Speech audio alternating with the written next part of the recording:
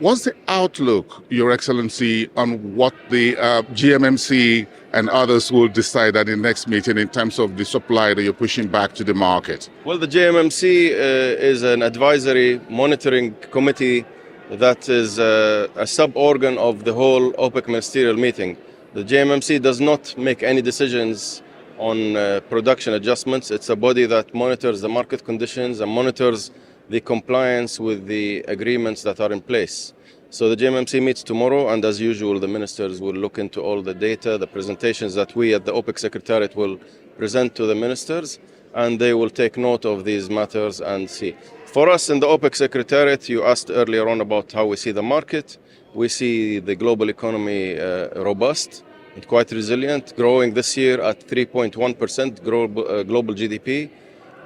We see oil demand year on year rising by 1.3 million barrels a day, and that's quite significantly a good levels of growth and healthy levels of growth, driven mainly by developing countries in non-OECD region. Most of that growth is in the non-OECD, India, China, Asia, Africa, Middle East.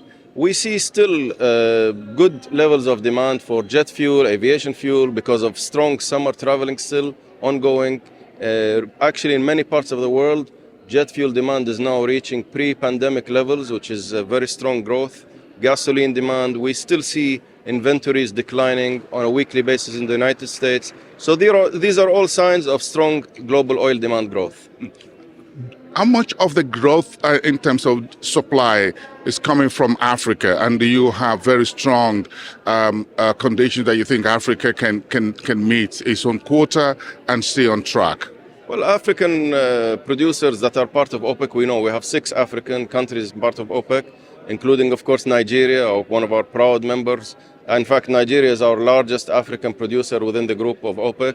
And we work very closely with His Excellency Senator Heineken and the ministry and his colleagues and the NNPC.